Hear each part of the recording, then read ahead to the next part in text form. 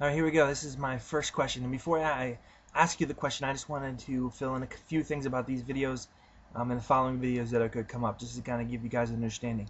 I'm not going to actually have these videos be able to be rated, and I'm not actually going to be able to just have free comments. I'm going to be able to check the comments that you leave me. There's two reasons for this. Not that I'm not interested in what you have to say, but first of all, rating system, I found that people just feel like if they give you a 1 star, if they rate you badly, somehow they have victory over the conversation and the argument. And these videos aren't actually even going to be an argument. I'm just going to simply ask these questions for the hopes that you guys will respond. So I'd love for you guys to respond. But however, ratings is not really, it's kind of irrelevant to the whole point of these videos. So I'm not going to have that be in.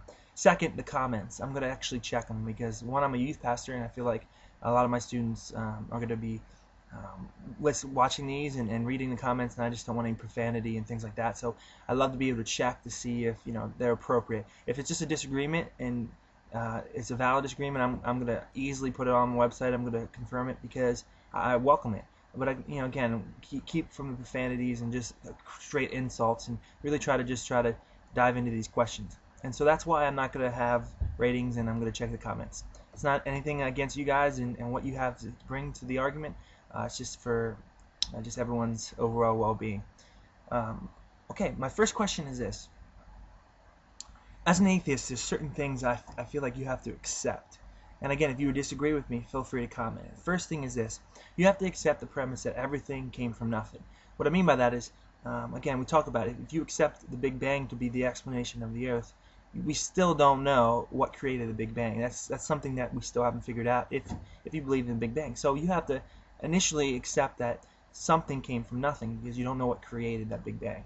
Second premise, to believe that non-life produces life, meaning at one point in the evolutionary process in which you guys believe, you have to believe that something that wasn't living came about to become living, whether it was through millions of years or what. You have to accept that a non-living thing became living, right? You have to accept that randomness produce fine-tuning, meaning something randomly involved, and eventually produce something that is intelligent, that has reason, that is very specifically fine-tuned in order to exist. You have to accept that. You have to accept that chaos produces information, meaning at one point it was chaotic, right? An evolutionary process, it was chaos, and eventually produced information and produced something feasible, something intelligent. One is you have to accept that unconsciousness produced consciousness.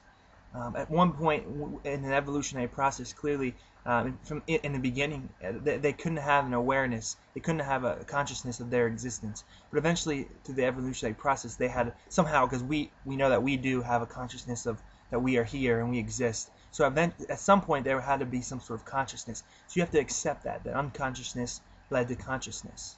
And lastly, you have to accept the idea of non-reason produced reason, right? At one point, again, in an evolutionary process, there was non-reason, right? People couldn't reason. Things couldn't reason. Things weren't living. And eventually, they got to a point where we can reason. I mean, we're talking to each other on YouTube. We're reasoning with each other. And so those are the things that you have to accept. So my question to you is, these are very big leaps. These are very big things to have to accept. Are they something that you can accept? And if so, why? And how can you do that? Alright, that's my first question. Looking forward to your responses. God bless.